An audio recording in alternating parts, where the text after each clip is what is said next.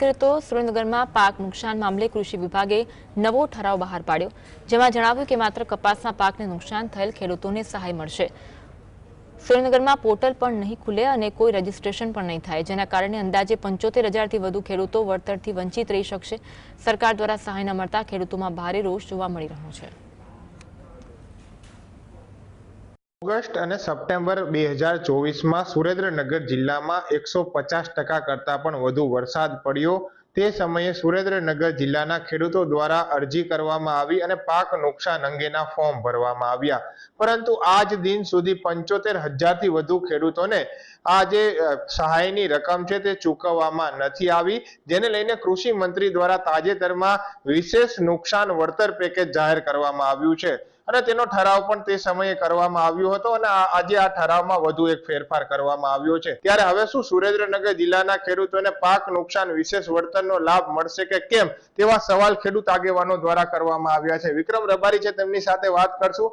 ખાસ કરીને નવા ઠરાવમાં પણ સત્યો સામે આવી છે, શું કહેશો? ના ફળ સ્વરૂપે આજે સરકારશ્રીએ જે 9/7/2025 નો ઠરાવ રદ કર્યો અને નવો ઠરાવ આજે 30/8/2025 આજે જ પબ્લિશ થયો છે। હું આપના માધ્યમથી જીએસટીવીના માધ્યમથી જણાવું કે જે આ ઠરાવ આપ્યો છે એમાં પેજ નંબર 5 પર સરકારે એક સ્પષ્ટીકરણ કર્યું છે કે સુરેન્દ્રનગર જિલ્લાના ખેડૂતો માટે પોર્ટલ ખુલશે નહીં।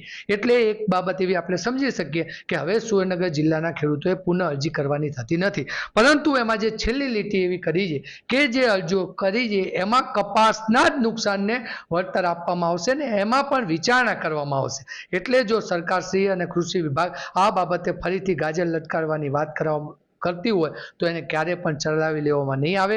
જે અમારી ગતકાલની બેઠક હતી 2/9ની એક બેઠકમાં આ બાબતે અમે ખૂબ વ્યાપક રીતે આંદોલન સ્વરૂપે ચર્ચા કરવાના હતા, પરંતુ આ જે ઠરાવ આજે પબ્લિશ થયો છે એના કારણે કાલની બેઠક પાટલી ખાતે મોકૂફ રાખવામાં આવી છે અને કાલે બપોરે 2 વાગે ખેતી નિયામકની કચેરીએ ખેડૂત હિતરક્ષક સમિતિ પાટડીના તમામ જવાબદાર સંયોજકો કાલે ખેતી નિયામક સાહેબ સાથે બેઠક કરશે। 75,000 જેટલા ખેડૂતો છે તે છેલ્લા 1 વર્ષથી કચેરીઓના ધક્કા ખાઈ રહ્યા છે। સરકાર ઠરાવ ઉપર ઠરાવ બહાર પાડી રહી છે, પરંતુ ખેડૂતોના ખાતામાં જે સહાયના રૂપિયા છે તે જમા નથી થઈ રહ્યા, જેને લઈને ખેડૂતોમાં રોષ જોવા મળી રહ્યો છે। નવા ઠરાવમાં પણ એવો ઉલ્લેખ કરવામાં આવ્યો છે કે ખેડૂતોને પોર્ટલમાં રજીસ્ટ્રેશન નથી કરવાનું, એટલે મળશે કે કેમ એ જ મોટો સવાલ ઉભો થઈ રહ્યો છે। Ajay Chauhan, GSTV news, Surendranagar.